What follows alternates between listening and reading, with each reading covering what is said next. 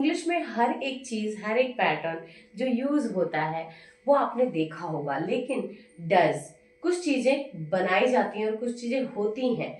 जैसे कि एक सिंपल मेथड बताती हूँ, आई डू। आई डू, लेकिन ये बन जाता है ही डू के साथ ईएस, डज। ये होता नहीं है, ये बनाया जाता है, ये बनाया जाता है। अच्छा चलिए, अब मैं एक और सेंटेंस लिखती हूँ, दे डिड। बताइए ये कंप्लीट है और इनकम्प्लीट है। चलिए एक और सेंटेंस लिख देती हूँ, शी डज। ये कंप्लीट है और इनकम्प्लीट है, ये बताइए। ही और डिड, ठीक है। अगर मैं ये लिख देती हूँ तो ये बताइए क्या ये कंप्लीट है। अब बहुत सारे बच्चे बोलते हैं कि oh this is incomplete, this is incomplete, this is incomplete. Why this is incomplete? Why? Because does. बच्चा सोचता है कि डज एक हेल्पिंग वर्ब है, लेकिन नहीं, डज एक मेन वर्ब की तरह भी काम करता है। समझ रहे हैं आप? मैं आपको बताती हूँ, जब भी कोई बात करेगा वो होगा स्पीकर। जब भी कोई बात करेगा वो होगा स्पीकर, और आई ही होगा वो हमेशा। स्पीकर कौन होगा? Always I. Always I he speaker है, और जिससे आप बात कर रहे होगे वो होगा लिसनर। जैसे अभी मैं बात कर रही हूं आपसे, I am the speaker, you are the listener. और जैसे ही अगर मैं आपको क्वेश्चन पूछती हूं, दिस इज कंप्लीट और incomplete, I am the speaker here, but when you give me the answer, you are the speaker. You are the speaker. Listen carefully. तो स्पीकर और लिसनर, जब भी कोई मुंह खोलेगा वो स्पीकर होगा, और जिसके कान खुले होंगे सुनने के लिए वो लिसनर होगा। ठीक है, अब ये दो लोग, यहाँ पर दो लोग हैं, देखिए ध्यान से देखिए, ये दो लोग हैं। ठीक है, ये बोल रहा है, ये सुन रहा है। ठीक है, ये बोल रहा है, क्या बोल रहा है? ठीक है, ये सुन रहा है, और जैसे ये बोलेगा ये सुनेगा। ये सुनो, लेकिन दोनों ही किसी तीसरे व्यक्ति की बात कर रहे होंगे, जैसे किसी भी तीसरे व्यक्ति की, जैसे ही, शी, इट और नेम। तो जैसे ही तीसरे व्यक्ति के बारे में बात करेंगे उस पे हमेशा वर्ब में एस ई एस लग जाता है। जैसे आई गो, जो बन जाएगा ही गोज। यस, तो गोज में ईएस लगाया गया, गोज होता नहीं है। इसी तरह डू में ईएस लगाया गया, इसका मतलब ये डू ही है, लेकिन चूंकि थर्ड पर्सन के साथ काम कर रहा है इसलिए वहां पर ईएस लगा हुआ है। This is the complete sentence. I do, मैं करता हूं, ही डज, वो करता है। तो अभी आपने देखा कि आई डू मैं करता हूं, यू डू तुम करते हो, वी डू हम करते हैं, दे डू वे करते हैं। लेकिन जैसे ही आपने उनको थर्ड पर्सन के साथ चेंज किया, जस्ट लाइक थर्ड पर्सन कोई भी हो सकता है, कोई भी हो सकता है, पेन भी हो सकती है, लाइट भी हो सकता है, बल्ब भी हो सकता है, मोबाइल भी हो सकता है, टॉर्च भी हो सकती है, ब्रदर भी हो सकता है, जबलपुर भी हो सकता है, एक छोटी सी चौक भी हो सकती है, एक चींटी भी हो सकती है। थर्ड पर्सन कोई भी हो सकता है जिसके बारे में आप डिस्कस करेंगे, और जैसे ही आप डिस्कस करेंगे किसी के बारे में भी, वो उस टाइम पे थर्ड पर्सन होगा। ओके, तो थर्ड पर्सन को थोड़ा सा अलग से ट्रीट करते हैं जब हमारे पास बिल्कुल सिंपल सेंटेंस हो, शॉर्ट यूनिट वाला सिंपल सेंटेंस हो। शॉर्ट यूनिट मतलब एक सब्जेक्ट और एक वर्ब, जो कि मैंने पिछली क्लास में बताया है। शॉर्ट यूनिट मतलब सबसे एक छोटी इकाई जो सेंटेंस की होती है, एक सब्जेक्ट और वर्ब से मिलकर बनी होती है। वहां पर ना ही आपको हेल्पिंग वर्ब की जरूरत पड़ती, ना ही आपको एडजेक्टिव की, ना ही एडवर्ब की, ना ही डिटर्मिनर की, ना ही प्रपोजिशन की, ना ही ऑब्जेक्ट की, किसी की जरूरत नहीं है। सिर्फ और सिर्फ एक सब्जेक्ट और एक वर्ब लिया गया है, जो कि सब्जेक्ट और एक वर्ब है। ठीक है, और एक सब्जेक्ट और एक वर्ब जब भी लेंगे वो शॉर्ट यूनिट होगी किसी एक सेंटेंस को बनाने की। और उस शॉर्ट यूनिट जब आपके पास होती है जिसपे हेल्पिंग वर्ब ना हो, भले ही चीजें लगी हो आगे चल के, बहुत बड़ी चीजें लगी हो, लेकिन बीच में अगर इन दोनों के सब्जेक्ट और मेन वर्ब के बीच में हेल्पिंग वर्ब अगर नहीं होता है तो उस कंडीशन में जो हमारा थर्ड पर्सन है उस पर वर्ब के साथ S E S I E S लग जाता है। जैसे आप थोड़ा सा इमेजिन करें, आपके घर में आप लोग बैठे हैं और सडनली गेस्ट आ गया।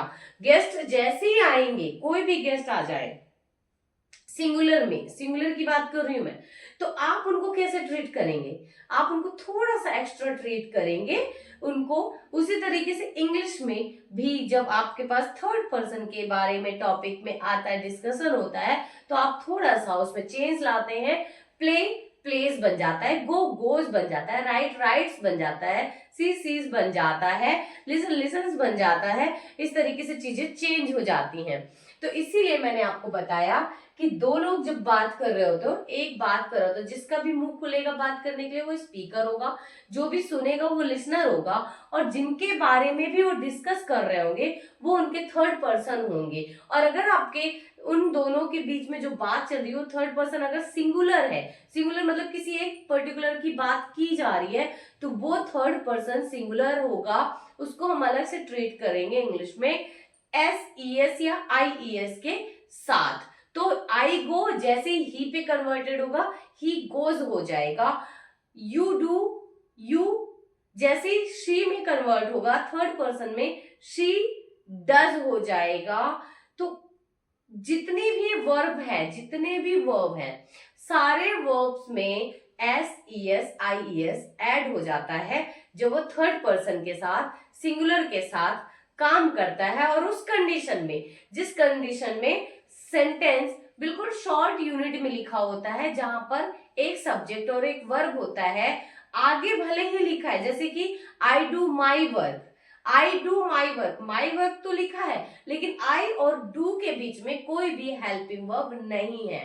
जब भी किसी भी सेंटेंस में एक सब्जेक्ट और सब्जेक्ट के तुरंत बाद एक वर्ब आ जाती है, मेन वर्ब, वर्ब की फर्स्ट फॉर्म, और वहां पे हेल्पिंग वर्ब मिसिंग हो, तो आप समझ जाइए कि ये शॉर्ट यूनिट है, सेंटेंस की पहली इकाई है और यहीं से हमारा सेंटेंस स्टार्ट होता है। इसीलिए इसे प्रेजेंट टेंस कहा गया है, प्रेजेंट सिंपल टेंस कहा गया है। और प्रेजेंट सिंपल टेंस नाम ही इसका इसलिए सिंपल दिया गया है ताकि वो एकदम सिंपल बनाया जाए, सब्जेक्ट और एक वर्ब लेकर बनाया जाए, और एक सब्जेक्ट और एक वर्ब जब लेकर एक शॉर्ट सेंटेंस बनाया जाता है तो यहाँ पर हेल्पिंग वर्ब कोई काम नहीं कर रही होती। और इसलिए जब भी यहाँ पे हेल्पिंग वर्ब मिसिंग रहेगी और सब्जेक्ट के तुरंत बाद वर्ब की फर्स्ट फॉर्म आपको देखने मिल जाए, उसके बाद दुनिया की कोई भी चीज, रामायण उस पर लिखी हो, कोई दिक्कत नहीं है।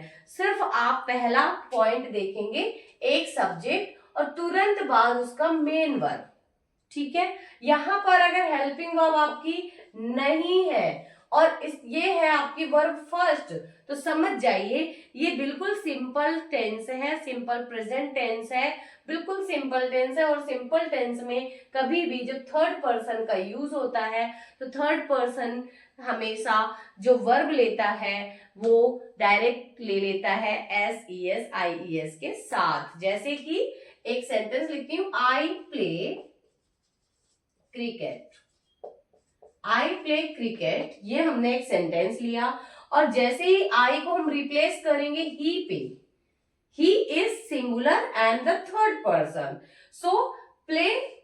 अब यहाँ पे आप ध्यान से देखेंगे, यहाँ पे कोई भी हेल्पिंग वर्ब नहीं थी।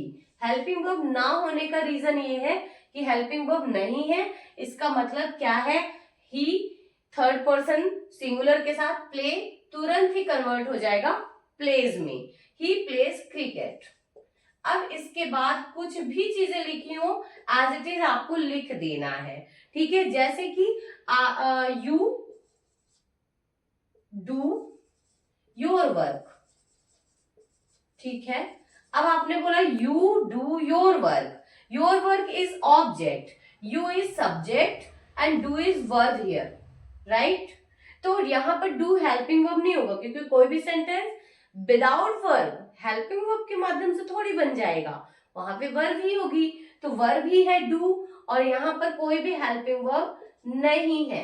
इसका मतलब ये सिंपल प्रेजेंट टेंस है। और सिंपल प्रेजेंट टेंस में जैसे ही अगर आपको बोला जाए replace the subject like a third person, तो आप थर्ड पर्सन आपको पता है कि ही है और शी है और इट भी है, ठीक है। अब इट तो डू नहीं कर नहीं सकता अपना वर्क, क्योंकि ये थिंग्स के लिए यूज होता है। अब ये इंसान के लिए यूज होता है, बॉय और गर्ल, राइट। तो ही और शी जब भी आप यूज करेंगे तो ही के साथ अगर आपने यूज किया तो डू किस में बदल जाएगा बेटा, डज में। और शी के साथ अगर यूज किया तो शी किस में बदल जाएगा, डू किस में बदल जाएगा, डज में। तो he does your work, she does your work. तो इस तरीके से आपने देखा कि कैसे थर्ड पर्सन के साथ इंग्लिश काम करती है। शॉर्ट यूनिट क्या होती है, एक सेंटेंस की पर्टिकुलर एक सब्जेक्ट और एक वर्ब, एक सब्जेक्ट और एक वर्ब, दुनिया की तमाम चीजें लगा लें सेंटेंस में, लेकिन हर एक सेंटेंस में आपको एक सब्जेक्ट और एक वर्ब जरूर मिलेगा। भले ही वहां पे डिटर्मिनर ना हो, भले ही वहां पे प्रपोजिशन ना हो, भले ही वहां पर आपकी आर्टिकल्स ना हो, वहां पे प्रोनाउन ना हो, लेकिन वहां पर हेल्पिंग वर्ब भी ना हो, लेकिन वहां पर हर एक सेंटेंस में आपको एक सब्जेक्ट और एक वर्ब जरूर मिलेगी। वही जहां पर एक सब्जेक्ट और एक वर्ब मिल जाए, कोई और अदर चीजें ना मिले, भले ही ऑब्जेक्ट मिल जाए आपको, लेकिन बीच में, उन दोनों के बीच में कोई ना आए, सब्जेक्ट और वर्ब के बीच में कोई ना आए, दोनों एक साथ हो, तो समझ जाइए वो सिंपल टेंस है। तो ईएस कहाँ जुड़ता है, सिर्फ और सिर्फ प्रेजेंट सिंपल में, सिर्फ और सिर्फ प्रेजेंट सिंपल में। प्रेजेंट सिंपल की पहचान क्या है, एक सब्जेक्ट और एक वर्ब साथ में आ जाए, दोनों के बीच में कोई भी हेल्पिंग वर्ब ना हो। आई होप आपको समझ में आया होगा। ये छोटी सी क्लास थी और बाकी की चीजें हम और भी डिस्कस करेंगे नेक्स्ट क्लास में। तो तब तक के लिए बाय बाय।